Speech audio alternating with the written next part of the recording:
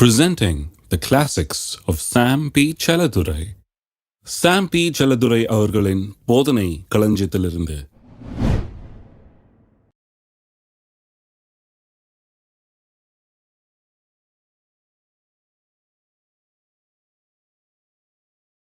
பதில் பெறுகிற விதத்தில் ஜெபிப்பது எப்படி? 100% ஜெபிக்கும் போதெல்லாம் ஜெபித்து கேட்டதையெல்லாம் பெற்றுக்கொள்ளக்கூடிய அளவுக்கு எப்படி ஜெபிப்பது என்கிறதை குறித்து நான் போதித்து வருகிறேன். அதற்கு 9 வழிமுறைகளை ஏற்கனவே போதித்திருக்கிறேன். இன்றைக்கு 10வது வழிமுறைக்கு செல்ல போகிறோம். 10வது காரியம், hold a steady course of faith. அதாவது விசுவாசத்திலே தொடர்ந்து ஒரே சீராக நாம் செல்ல வேண்டும். தொடர்ந்து நாம் விசுவாசித்து எதை கேட்டோமோ அதை பெற்றுக்கொள்வோம் என்று நம்பி விசுவாசித்து அதையே அறிக்கை செய்து அதையே எதிர்பார்த்து அந்த விசுவாசத்தை விட்டு கொஞ்சம் கூட விலகாமல் அதே கோர்ஸ்ல அதே வழியை அப்படியே பின்பற்றி கொண்டு அதை அடைகிற வரைக்கும் அப்படியே நாம் செல்ல வேண்டும். Hold a steady course. அப்படியே நேராக பிடிச்சிட்டு போக வேண்டியதான், ஒரே ஹைவே தான், நேராக அங்கே போய் கரெக்டாக நம்ம போக வேண்டிய இடத்துல விடுகிறது. அப்ப எப்படி அந்த விசுவாசத்திலே விலகாமல், விசுவாசத்திலே நாம் அங்குமிங்கும் அலசடிப்படாமல் எப்படி ஒரே சீராக விசுவாசத்திலே நாம் செல்லுவது என்பதை குறித்து இன்றைக்கு சில காரியங்களை உங்களோடு நான் பகிர்ந்து கொள்ள விரும்புகிறேன். பாருங்கள், சில காரியங்கள் சில நேரத்தில் கொஞ்சம் நேரம் எடுக்கிறது. எத்தனை பேருக்கு தெரியும் சில காரியங்கள் கொஞ்சம் நேரம் எடுக்குதுன்னு? நமக்கு உடனுக்குடனே நடந்தா நன்றாக இருக்கும். செழிப்பை குறித்து எவ்வளோ போதித்த இந்த சபையில் நான் சொல்லுகிறேன், செழிப்பு ஓவர் நைட்டு லாட்ரி அடித்த மாதிரி வர்றது கிடையாது.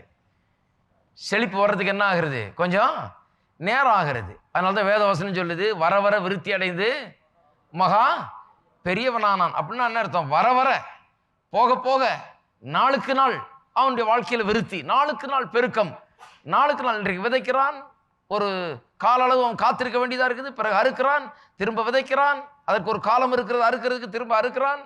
இப்படியே விதைகளை பெருக்கி கொண்டே போகிறான், அறுவடை பெருகி கொண்டே போகிறது. கடைசியில் பார்த்தீங்கன்னா நாளடைவில் பார்த்தீங்கன்னா வர வர விருத்தி அடைந்து மகா பெரியவனானான் என்று அங்கே நம்மை பார்த்து அவர்கள் சொல்ல முடியும் இல்லையா? இந்த குவிக் ரிச் ஸ்கீம் எல்லாம் இங்கே நாங்கள் போதிக்கிறது கிடையாது. நீ கையை உயர்த்து உனக்கு இன்னைக்கு கிடைச்சிரும் அப்படின்னு நான் சொல்லலை. சில வேதத்தின் சில பிரின்சிபிள்ஸ், வழிமுறைகளை போதிக்கிறோம். இதை நாம் பின்பற்றி விசுவாசத்தை நாம் செயல்படுத்தும் போது நாளுக்கு நாள் அது நம்முடைய வாழ்க்கையில கிரியை செய்து விசுவாசம் பெருகிறது. அந்த விசுவாசத்துக்கு ஏற்ற போல வாழ்க்கையில ஆசீர்வாதங்களும் பெருக ஆரம்பிக்கிறது. இதைத்தான் நாம் போதித்து வருகிறோம். இன்னைக்கே உடனே செழிப்பு ஒரு பொட்டியில போட்டு கொடுத்துட்டா நமக்கு ரொம்ப சந்தோஷமா தான் இருக்கும். ஆனா அப்படி வர்றதில்லை.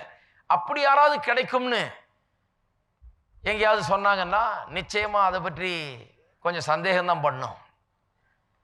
வந்து இந்த டிக்கெட்டை வாங்கிக்கங்க, உங்க பேரில் விழுந்தா உங்களுக்கு 10 கோடி கிடைக்கும், இவருக்கு கிடைச்சிருக்கு அவருக்கு கிடைச்சிருக்குன்னு சொன்னாங்கன்னா அதெல்லாம் பின்பற்றாதீங்க. வேத வசனத்தை பின்பற்றுங்கள். குழந்தை வேணும் என்று விரும்புகிறவர்களுக்கு இன்னைக்கே குழந்தை கிடைச்சா ரொம்ப சந்தோஷமா தான் இருக்கும். என்னத்துக்கு பாவம் பெண்கள் அதை சுமந்துக்கிட்டு இப்படியே நடந்துக்கிட்டு 9 மாதம் பாவம் கஷ்டப்பட்டுக்கிட்டு, அதுக்கு எத்தனை ஒரு இது பாருங்க, அதை ப்ரெக்னெண்ட்டாக இருந்து இதை சுமந்து இது சாப்பிட்டு இது பாதுகாத்து அது பண்ணி இது பண்ணி இதுக்கு வேண்டிய மருந்து மாத்திரைகள்லாம் சாப்பிட்டு என்னென்னமோ பண்ணி கடைசியில் 9 மாதத்துக்கு பிறகு அது குழந்தை வந்து சேருகிறது. இன்னைக்கே கிடைச்சா நல்லா தான் இருக்கும். ஆனால் அது அப்படிதான், அது 9 மாதம் பொறுத்து தான் அது பிறக்கும். ஆகவே நாம் ஜெபம் பண்ணி சில காரியங்களை விண்ணப்பிக்கும் போதும் சில காரியங்கள் கொஞ்சம் நேரம் எடுக்கிறது என்பதை நாம் புரிந்து கொள்ள வேண்டும். அது சில நேரம் எடுக்கிறதுனால நடுவில் நம்முடைய தைரியத்தை நாம் விட்டுவிட கூடாது. நேரம் எடுக்கிறதுனால நம்மளுக்கு கிடைக்காதுன்னு அர்த்தம் இல்லை, நேரம் எடுக்கிறதுனால அது கேன்சல்னு அர்த்தம் இல்லை.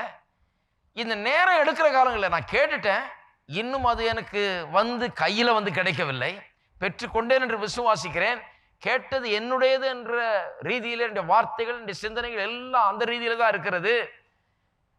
அதை நோக்கி நான் போய்கொண்டிருக்கிறேன், நிச்சயமா அதை அடைவேன் என்று நான் நம்புகிறேன். நான் கேட்டதற்கும் அதை பெற்றுக்கொள்வதற்கும் இடைப்பட்ட காலத்திலே நான் என்ன பண்ண வேண்டும்? ஒரே சீராக இந்த விசுவாச வாழ்க்கையை நான் செலுத்த வேண்டும். கேட்டதை அடைந்து கொள்ளும்படியாக அப்படியே சீராக கொண்டு போய் சேரணும். ஏன்னா நடுவில் வழியை தவற விட்டுட்டேன்னா, நடுவில் விசுவாசத்தை நான் கைவிட்டு விட்டேன் என்றால், நடுவில் திசை மாறி போனேன் என்றால் எங்க போய் சேர விரும்புகிறேனோ அங்க போய் சேர முடியாது. ஆகவே திருப்பவும் எபிரேயர்களது நிருபம், எபிரேயர்களது நிருபம் 10ஆம் அதிகாரம், எபிரேயர் 10:35 வசனம். ஆகையால் மிகுந்த பலனுக்கு ஏதுவான உங்கள் தைரியத்தை விட்டு விடாதிருங்கள். நீங்கள் தேவனுடைய சித்தத்தின்படி செய்து வாக்குத்தத்தம் பண்ணப்பட்டதை பெறும்படிக்கு பொறுமை உங்களுக்கு வேண்டியதா இருக்கிறது. வாக்குத்தத்தம் பண்ணப்பட்டதை பெறும்படிக்கு பொறுமை உங்களுக்கு வேண்டியதா இருக்கிறது. எல்லாரும் சொல்லுவோம், வாக்குத்தத்தம் பண்ணப்பட்டதை பெறும்படிக்கு பொறுமை உங்களுக்கு வேண்டியதா இருக்கிறது. அதை பற்றி சொல்லும் போதுதான் சொல்றாரு, உங்கள் தைரியத்தை விட்டு விடாதீர்கள் சொல்லி. மிகுந்த பலனுக்கு ஏதுவான, அதாவது மிகுந்த பலன் கொடுக்கக்கூடிய உங்கள் தைரியத்தை, தைரியமா இருந்தீங்கன்னா, தைரியம் சொன்னா ஆங்கிலத்தில் ரொம்ப நல்லா வந்திருக்குது கான்ஃபிடன்ஸ். கான்ஃபிடன்ஸ் சொன்னா தமிழ்ல தைரியம்னு மொழிபெயர்த்திருக்கிறார். கான்ஃபிடன்ஸ் சொன்னா ஒரு ஆழ்ந்த ஸ்திரமான நம்பிக்கை. என்ன நம்பிக்கை? உறுதியான நம்பிக்கை. எதுல நம்பிக்கை? நிச்சயமா நான் கேட்டுக்கொண்டதை பெற்றே தீர்வேன், கேட்டுக்கொண்டது என்னுடையது என்கிற ஒரு ஸ்திரமான நம்பிக்கை. அந்த நம்பிக்கையை, அந்த ஸ்திரமான நம்பிக்கையை, ஆழ்ந்த நம்பிக்கையை விட்டு விடாதிருங்கள், அந்த தைரியத்தை விட்டு விடாதிருங்கள் என்று சொல்லுகிறார். ஏன்? தேவனுடைய சித்தத்தின்படி நீங்கள் செய்த பிறகு, after you have done the will of God ன்னு ஆங்கிலத்தில் வருது. தேவனுடைய சித்தத்தை நீங்கள் என்றைக்கு செய்து முடிச்சிட்டீங்களோ, செய்து முடித்த பிறகு வாக்குத்தத்தம் பண்ணப்பட்டதை பெறும்படி பொறுமை உங்களுக்கு வேண்டியதா இருக்கிறது. தேவனுடைய சித்தத்தை செய்திருக்கிறீர்களா? ஜபத்தில் என்ன பண்ணியிருக்கிறீங்க? தேவனுடைய சித்தத்தின்படி வேண்டிக் கொண்டிருக்கிறீர்கள், தேவனுடைய வார்த்தையின்படி கேட்டிருக்கிறீர்கள், தேவன் வாக்குத்தத்தம் பண்ணப்பட்டதை விரும்பி இருக்கிறீர்கள். அதை உங்களுடைய விருப்பமாக ஆக்கி, அதை விரும்பி, எவைகளை விரும்பி கேட்டுக்கொள்கிறீர்களோ அது உங்களுக்கு உண்டாயிருக்கும் சொல்றது போல அந்த விரும்பின காரியங்களை நீங்கள் கேட்டிருக்கிறீர்கள். அப்ப தேவனுடைய சித்தத்தை செய்திருக்கிறீர்கள். ஜபமே தேவனுடைய சித்தத்தை செய்யறது தான். தேவனுடைய சித்தத்தை செய்துட்டு வாக்குத்தத்தம் பண்ணப்பட்டதை பெறும்படிக்கு பொறுமையாக காத்து கொண்டிருக்க வேண்டும் என்று சொல்லியது. அதாவது இந்த கான்ஃபிடன்ஸ், தைரியம் என்று சொன்னால் என்ன என்பதை கொஞ்சம் விளக்கி காண்பிக்கிறேன். கான்ஃபிடன்ஸ் என்று சொன்னால் it is a bold, courageous expectation grounded in proven reliability. அதாவது கான்ஃபிடன்ஸ், அருமையான ஒரு வார்த்தை பாருங்க. கான்ஃபிடன்ஸ் சொன்னா ஒரு நம்பிக்கை. ஒருத்தர் செல்ஃப் கான்ஃபிடென்ட்டா இருக்காருன்னு சொன்னா தான் மேல ஒரு நம்பிக்கை இருக்குது, அவருக்கு பல அனுபவங்கள் இருக்குது, இதை செஞ்சு முடிச்சிருக்காரு முன்ன, இதெல்லாம் அவருக்கு ஒரு பெரிய காரியம் இல்லை, அதனால ஒரு பெரிய தன்னம்பிக்கை அவருக்குள்ள இருக்கிறது. இங்க சொல்லி இருக்கிறது கர்த்தருடைய வார்த்தையின் பேர்ல இருக்கிற நம்பிக்கை. கர்த்தருடைய வார்த்தை சொல்லுகிறதை அவர் செய்கிறார் என்பதை மறுபடியும் மறுபடியும் மறுபடியும் நாம் பார்த்திருக்கிறோம். மறுபடியும் மறுபடியும் அது நிரூபிக்கப்பட்டிருக்கிறது. கர்த்தருடைய வார்த்தையில சொல்லப்பட்டவெல்லாம் அப்படியே நடக்கிறது. அதன் அடிப்படையில் நான் தைரியமாக நம்புகிறேன், விசுவாசிக்கிறேன், நான் கேட்டதையும் நிச்சயமாக நான் பெற்றுக்கொள்வேன் என்கிறதை ஒரு மாறாத நிச்சயத்தோடு நான் நம்புகிறேன். அதுதான் கான்ஃபிடன்ஸ். அப்ப இந்த கான்ஃபிடன்ஸை விட்டு விடாதிருங்கள் என்று சொல்லப்பட்டிருக்கிறது. இந்த கான்ஃபிடன்ஸை தான் காத்துக்கொள்ளணுமா? ஜெபம் பண்ண பிறகு பெற்றுக்கொள்ளுகிற வரைக்கும் கான்ஃபிடென்ட்டா இருக்கணும். எப்படி கான்ஃபிடென்ட்டா இருக்கணும்? நான் பெற்றுக்கொள்வேன் என்கிறதுல கான்ஃபிடென்ட்டாக இருக்க வேண்டும் என்று இங்கே வேத வசனம் நமக்கு போதிக்கிறது. எப்படி நம்ம கான்ஃபிடென்ட்டா இருக்குது பாருங்க. அநேக கிறிஸ்தவர்களுக்கு இன்னைக்கு என்ன பிரச்சனைனா, அவர்கள் நினைக்கிறார்கள் இந்த விசுவாசத்தை ஒரே சீராக செலுத்துவது, இந்த ஜெபித்த காலத்திற்கும் அதை பெற்றுக்கொள்ளுகிற காலத்துக்கும் இடைப்பட்ட காலத்திலே இன்ஸ்பிரேஷன் தான் அவர்கள் தேவைன்னு நினைக்கிறாங்க. இன்ஸ்பிரேஷன் இருந்தாதான் அவர்கள் வெற்றி பெற முடியும்னு நினைக்கிறாங்க. ஆனால் இன்ஸ்பிரேஷன் இல்லை, இன்ஃபர்மேஷன் தான் ரொம்ப முக்கியம். இருக்கீங்களா? நிறைய கிறிஸ்தவர்கள் இன்றைக்கு இன்ஸ்பிரேஷன் கிறிஸ்டியன்ஸா இருக்கிறாங்க. இன்னும் கேட்டா பெர்ஸ்பிரேஷன் தான் இன்ஸ்பிரேஷன் நினைக்கிறாங்க. பெர்ஸ்பிரேஷன்னா வேர்வை. நாங்கள் அந்த காலத்தில் நினைச்சது உண்டு, வேர்த்துட்டா கர்த்தருடைய ஆவியானவர் வந்து இறங்கிட்டாருன்னு நினைச்சோம். நல்லா வேர்த்து ஒரு ஊத்திட்டா ஏதோ பெரிய ஆவியானவர் அசைவாடினார்னு நாங்க நினைச்சோம். தேவனுடைய பிரசன்னம் இங்க வந்துருச்சுன்னு நாங்க நினைச்சோம். ஏதோ கொஞ்சம் சத்தம் போட்டா தேவனுடைய பிரசன்னம் நம்ம மத்தியில் இருக்குதுன்னு நினைச்சோம். சத்தம் போடுறது தப்பே கிடையாது, நாம் கர்த்தருக்குள்ள சந்தோஷமா இருக்கோம், அதனால சத்தம் போடுறோம், கர்த்தரை ஆராதிக்கிறோம். ஆனால் நாங்க என்ன நினைச்சோம்? இன்ஸ்பிரேஷன் தான் ரொம்ப முக்கியம் நினைச்சோம். ஆகவே நாங்கள் சபைக்கு போகும்போது என்ன கிடைச்சது? இன்ஸ்பிரேஷன் தான் கிடைச்சது. முக்கால்வாசி நேரம் இன்ஸ்பிரேஷன் எப்படி கிடைச்சது? நாங்கள் எல்லாம் சேர்ந்துக்கிட்டு ஒருத்தரை இன்ஸ்பயர் பண்ணிட்டு இருந்தோம். நல்ல சத்தமா பாடணும், கர்த்தரை துதிச்சோம், எல்லாம் பண்ணணும். இப்படி உற்சாகப்படுத்துறதுலாம் நேரத்தை செலவழித்தோம் ஒழிய இன்ஃபார்ம் பண்ணுகிறதுல அவ்வளவு நேரம் செலவழிக்கப்படவில்லை. உற்சாகம் வந்தது, ஞாயிற்றுக்கிழமை தோறும் உற்சாகம் வந்தது. போன உடனே அங்கே போய் 4 அல்லேலூயா சொல்லி 4 பாட்டை பாடி கையை உயர்த்தி கர்த்தரை கை தட்டி துதித்து ஆராதித்து எல்லாம் பண்ணும்போது இன்ஸ்பிரேஷன் வருது தான். ஆனால் அந்த இன்ஸ்பிரேஷன் வெளியே வந்து கேட்டுட்டு போகும்போதே புஷ்ன்னு போயிடுது. சில நேரத்தில் இன்ஃபர்மேஷன் தான் வீட்டு வரைக்கும் போகுது. இன்ஃபர்மேஷன் தான் திங்கக்கிழமையிலிருந்து சனிக்கிழமை வரைக்கும் என்னுடைய மனதிலே தங்குகிறது. இன்ஸ்பிரேஷன் நல்லதுதான், ஆனால் இன்ஸ்பிரேஷன் போதாது. நம் கர்த்தரை துதிக்கலாம், கர்த்தர் நிமித்தமாக நாம் பரவசம் அடையலாம், கர்த்தருடைய பிரசன்னத்தில் நாம் சந்தோஷிக்கலாம், குதிக்கலாம், ஆடலாம், பாடலாம், ஆர்ப்பரிக்கலாம், எல்லாம் பண்ணலாம், தப்பே கிடையாது. அது இன்ஸ்பிரேஷன். ஆனால் விசுவாசத்தில் இந்த தைரியத்தை கைவிடாமல் நாம் இருக்க வேண்டும் என்றால் வெறும் இன்ஸ்பிரேஷன் போதாது, இன்ஃபர்மேஷன் அவசியம். சில தகவல்கள், அறிவு அவசியம். உற்சாகம் போதாது, அறிவு அவசியம். இன்ஸ்பிரேஷன் என்கிறது அப்படியே உற்சாகம். உற்சாகம் வராதவங்களுக்கு நாங்க என்ன பண்ண, உற்சாகம் ஏத்தணும். நாங்க உற்சாகம் வரலனா எல்லாம் கைத்தட்டி பாடு அப்படின்னோம். உற்சாகம் வரலனா எல்லாம் கையை தூக்கி 4 அல்லேலூயா சொல்லு அப்படின்னு சொன்னோம். உற்சாகம் வரலனா என்னத்தையாவது ஒண்ணு பண்ண வச்சு கொஞ்சம் சத்தங்கத்தை போட்டு என்னத்தையா பண்ணி உற்சாகத்தை வர வச்சோம். ஆகவே இன்ஸ்பிரேஷனை ரொம்ப நாங்க விரும்பினோம். பாருங்க, தப்பு இல்லை. கர்த்தருக்குள்ள பரவசம் அடைகிறது, ஆனந்தமா ஆடி பாடுறது எல்லாம் கரெக்ட் தான், எல்லாம் நல்லதுதான். ஆனால் வெறும் அது மட்டும் போதாது. பாருங்க, அதுதான் சொல்ல வர்றேன். இதெல்லாம் பண்ணிட்டு இன்ஃபர்மேஷன் சரியா இல்லைன்னா எவ்வளவு இன்ஸ்பிரேஷன் இருந்தாலும் அந்த இன்ஸ்பிரேஷன் எல்லாம் கொஞ்ச நேரத்தில் காத்துல பறக்கிறது மாதிரி போயிடுது. ஏனென்று சொன்னால் அறிவுதான். சத்தியத்தை அறிவீர்கள், சத்தியம் உங்களை விடுதலை ஆக்கும். இன்ஸ்பிரேஷன் நல்லது, ஆனால் சத்தியத்தை அறிகிற அறிவு அதை விட மேலான ஒன்று. ஆகவே ஆராதனைகளில் அறிவை ஊட்டுகிற காரியம் அதிகமாக நடக்க வேணும். அதனால தான் இப்படி பிரசங்கம் பண்ணிட்டு இருக்கிறோம். யாக்கோபு எழுதின நிருபத்துக்கு திருப்போம். யாக்கோபு எழுதின நிருபம் 1ஆம் அதிகாரம் 2ஆம் வசனத்திலிருந்து வாசிக்கிறேன். என் சகோதரரே, நீங்கள் பலவிதமான சோதனைகளில் அகப்படும் போது உங்கள் விசுவாசத்தின் பரீட்சையானது பொறுமையை உண்டாக்கும் என்று அறிந்து அதை மிகுந்த சந்தோஷமாக எண்ணுங்கள். இங்க பொறுமை எப்படி வருகிறது என்பதை குறித்து போதிக்கிறது. எப்படி வருதாம்? பலவிதமான சோதனைகள் நாம் அகப்படும் போது, இக்கட்டான சூழ்நிலையில் நாம் இருக்கும்போது, ஜெபித்துட்டோம் இன்னும் கையில நாம் பார்க்கல பதில, ஜெபித்துட்டோம் இன்னும் கையில பெறல பதில, அப்ப சோதனையின் நேரம் மாதிரி இருக்குது அது.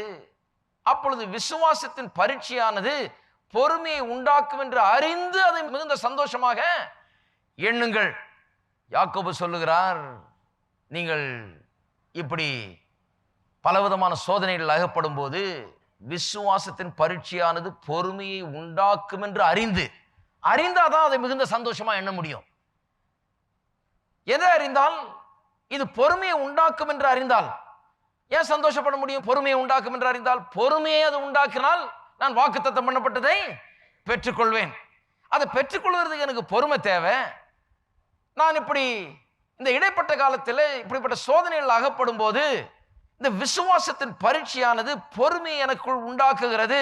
பொறுமை எனக்கு நல்லது, பொறுமை எனக்குள்ள வளரட்டும், பொறுமை எனக்குள்ள அதிகரிக்கட்டும். ஏனென்றால் அது எவ்வளவுக்கு எவ்வளவு அதிகரிக்கிறதோ அவ்வளவுக்கு அவ்வளவு எனக்கு என்ன வாக்கு பண்ணப்பட்டிருக்கிறதோ அதை நான் பெறுவதற்கு முடியும். நிச்சயமாக அதை பெறுவேன். ஆகவே தான் அதை மிகுந்த சந்தோஷமாக எண்ணுவேன். சில நேரத்தில் கஷ்டமா தான் இருக்குது. இப்படிப்பட்ட காரியங்களை அனுபவிக்கிறது சில நேரத்தில் கஷ்டமா இருக்குது. சில நேரத்தில் எப்படா பதில் வரும், எப்ப நான் பதிலை கையில பெறுவேன் என்று பார்த்து கொண்டிருக்கிறோம். ஆனா அந்த நேரத்தில் பொறுமை நமக்குள்ள வளர்க்கப்படுகிறது. பொறுமை வளர்க்கப்படும் போது என்ன ஆகிறது? நிச்சயமாய் நாம் எதை விரும்பி கேட்டுக்கொண்டோமோ அதை பெற்றுக்கொள்ள முடியும் என்கிற ஒரு காரியம் உண்டாகிறது. அதனால தான் அதை மிகுந்த சந்தோஷமாக நாம் எண்ண வேண்டும். அநேகர் பாருங்க, கஷ்டத்தை சந்தோஷமா எண்ணுங்க, கஷ்டத்தை சந்தோஷமா எண்ணுங்கன்னு சொல்றாங்க. ஆகவே நானும் கஷ்டத்தை சந்தோஷமா எண்றதுக்கு எவ்வளவு முயற்சி பண்ணி பார்த்துருக்கேன், நடக்கல. எப்படி கஷ்டத்தை சந்தோஷமா எண்றது? முடியவே முடியாது. நீங்க ட்ரை பண்ணி பார்த்துருக்கீங்களா? கஷ்டத்தை சந்தோஷமா எண்ணுங்க. அநேக கிறிஸ்தவ போதனைகள் என்ன சொல்றாங்க? கஷ்டப்படும் போது ரொம்ப சந்தோஷமா அதை எண்ணுங்கள், சந்தோஷமா அதை எண்ணுங்கள்னா. அதனால தான் எல்லா கிறிஸ்தவர்களும் பாருங்க அப்படியே போட்டு புளியில முக்கி எடுத்த மாதிரி இருப்பாங்க. கஷ்டத்தை அப்படியே சந்தோஷமா எண்ணிக்கொண்டிருக்கிறார்கள். அல்லேலூயா. அப்படியே பல்ல கடிச்சிட்டு அல்லேலூயா ஆமேன் அப்படின்னு சொல்லிட்டு கஷ்டத்தை அவர்கள் சந்தோஷமா எண்ணிக்கொண்டு, எப்படியோ சகிச்சுக்குவோம், என்ன பண்றது, பல்ல கடிச்சிக்கிட்டு இதை சகிச்சுதான் ஆகணும். என்றைக்கு இயேசு வர்றாரோ அன்னைக்கு தான் இதுல இருந்து விடுதலை. ஏதாவது பல்ல கடிச்சிட்டு இப்படியே சகிச்சுட்டு போவோம்னு சொல்லி அப்படி சகித்து கொண்டிருக்கிறார்கள். அப்படி சகித்து கொள்ளலைங்க. ஏதோ ஒன்றை நாம் அறிந்து கொள்ள வேண்டியதா இருக்குது. அதை அறிந்து கொள்ளும் போது என்ன அறிந்து கொள்ளும் போது பொறுமை நமக்குள்ளே வளர்கிறது என்பதை நாம் அறிந்து கொள்ளும் போது நாம் இதையெல்லாம் சந்தோஷமாய் நினைக்க முடிகிறது. கஷ்டத்தை எப்படி சந்தோஷமா நினைக்க முடிகிறது? எப்பன்னு சொன்னா பொறுமை எனக்குள்ளே வளர்கிறது. இந்த பொறுமை வளரும் போது எனக்கு நிச்சயமாய் பதிலை பெற்றுக்கொள்ளக்கூடிய நாள் உண்டாகிறது என்கிறது எனக்கு நிச்சயமாய் தெரிய ஆரம்பிக்கிறது. ஆகவேதான் அதை மிகுந்த சந்தோஷமாக எண்ணுங்கள் என்று சொல்லப்பட்டிருக்கிறது. அப்புறம் சொல்லியிருப்பாருங்க 4ஆம் வசனம், நீங்கள் ஒன்றிலும் குறைவுள்ளவர்களாயிராமல் பூரணராயும் நிறைவுள்ளவர்களாயும் இருக்கும்படி பொறுமையானது பூரண கிரியை செய்ய கடவுது. பொறுமை என்ன பண்ணுகிறதாம்? நீங்கள் ஒன்றிலும் குறைவுள்ளவர்களாயிராமல் பூரணராய் நிறைவுள்ளவர்களாய் இருக்கும்படி பொறுமையானது என்ன பண்ணுகிறது? பூரண கிரியை செய்கிறது. பொறுமையானது பூரணமா கிரியை செய்து உங்களுடைய வாழ்க்கையில நீங்கள் எதிலுமே குறைவுபட முடியாது. அதனாலதான் குறைவு இருக்கிற நேரத்தில் என்னால சந்தோஷமா இருக்க முடியுது. ஏனென்று சொன்னால் எனக்குள்ள பொறுமை கிரியை செய்து கொண்டிருக்கிறது. இந்த பொறுமை பூரணமான கிரியை நடப்பிக்கும் போது எனக்கு குறைவே இருக்காது. எத்தனை பேர் நம்புறீங்க அதை? அப்பதான் குறைவு ஏற்படும் போது கூட எனக்கு அதை சரியான அணுகுமுறையில் பார்க்க முடிகிறது. ஏனென்று சொன்னால் நான் அதை எப்படி பார்க்கிறேன்? பொறுமை எனக்குள்ள வேலை செய்கிறது. இந்த பொறுமை நிமித்தமாக இது பூரணமாய் கிரியை செய்யும் போது நான் ஒன்றிலும் குறைவில்லாதவனாக நிறைவுள்ளவனாக நான் இருப்பேன். பொறுமை தான் எனக்கு அவசியம். தேவன் வாக்குத்தத்தம் பண்ணின அனைத்தையும் பெற்றுக்கொள்ள பொறுமை அவசியம். பொறுமை எனக்குள்ள நல்லா வேலை செய்யட்டும். ஏன்னா இது மட்டும் நல்லா வேலை செய்யுதுன்னா நாளைக்கு எனக்கு எந்த குறையுமே இருக்காது. நான் நிறைவுள்ளவனாக நான் இருக்க முடியும். பதில்களை நான் பெற்றுக்கொள்ள முடியும் என்கிற நிச்சயம் எனக்கு உண்டாகிறது. சரி, அப்ப வேத வசனத்திலிருந்து அறிவு நமக்கு உண்டாக வேண்டும். அறிந்து அதை மிகுந்த சந்தோஷமாய் எண்ணுங்கள் என்று சொல்லப்பட்டிருக்கிறது. அறிவுதான் சந்தோஷத்தை உண்டாக்குகிறது. அப்ப வேத வசனத்திலிருந்து சில காரியங்களை நாம் பார்க்க வேண்டும். எந்த விதமான அறிவு, எந்த விதமான தகவல்கள், எந்த விதமான இன்ஃபர்மேஷன் விசுவாசத்திலே நாம் சீராக அப்படியே சென்று நாம் நினைத்ததை வேண்டிக் கொண்டதை அடையும்படியாய் நமக்கு உதவுகிறது என்பதை கவனிப்போம். முதலாவது காரியம், நான் கேட்டுக்கொண்டது சரியான ஒரு காரியம், ஆகவே அதை நான் நிச்சயமாய் பெற்றுக்கொள்வேன் என்கிற ஒரு மாறாத நம்பிக்கை நமக்குள்ள இருக்க வேண்டும். நான் கேட்டுக்கொண்ட காரியம் சரியானது, நான் சரியா தான் கேட்டிருக்கிறேன், நான் தப்பா கேட்கல, நான் சரியான காரியத்தை தான் கேட்டிருக்கேன், கர்த்தரிடத்துல சரியான விதத்துல தான் நான் கேட்டிருக்கிறேன் என்கிற நிச்சயம் நமக்கு முதலாவது இருக்க வேண்டும். அந்த நிச்சயம் எப்படி உண்டாகும்? ஒன்று, கர்த்தருடைய வார்த்தையின்படி கேட்டால் அந்த நிச்சயம் ஒவ்வொருவருக்குள்ளும் இருக்கும். கர்த்தருடைய வார்த்தையின்படி, கர்த்தருடைய வாக்குத்தத்தத்தின்படி நான் கேட்டிருந்தால் நிச்சயமாக எனக்குள்ள நிச்சயம் இருக்கும். ஏனென்றால் கர்த்தர் சொன்னார் அதை தர்றேன்னு, நான் இப்படி இருக்க வேண்டும் என்று கர்த்தர் விரும்புகிறார், ஆகவே அதன்படி கேட்டிருக்கிறேன், ஆகவே எனக்கு உள்ள நிச்சயம் இருக்கிறது. இரண்டாவது, என்னுடைய உள்ளத்தின் நோக்கங்கள் தூய்மையானதாக சரியானதாக இருந்தால் நான் கேட்டுக்கொள்ளதை பெற்றுக்கொள்வேன் என்கிற நிச்சயம் எனக்கு இருக்கும். அநேகர் கேட்டுக்கொள்வது எதுக்குன்னா, கர்த்தாவே அவருக்கு இது கிடைச்சிருச்சு, எனக்கும் அதனால வேணும், அவருக்கு மட்டும் கொடுத்திருக்கிறீர், எனக்கு இது வேணும், ஒரு காம்படிஷன் மாதிரி, அல்லது எனக்கு இது கிடைச்சிருச்சுன்னா நான் எல்லாருக்கும் இதை காமிக்கலாம் அப்படிங்கிற ஒரு ஷோ ஆஃப் நேச்சர் பாருங்க.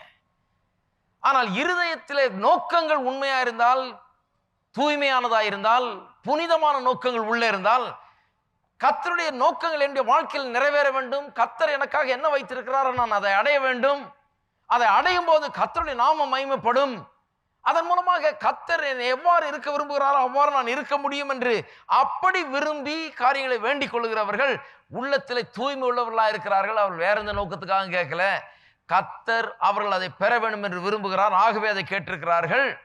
கர்த்தருடைய நோக்கங்கள் நிறைவேற வேண்டும், ஆகவே அதை கேட்டிருக்கிறார்கள். கர்த்தருடைய நாமம் மகிமைப்பட வேண்டும், ஆகவே அதை கேட்டிருக்கிறார்கள்.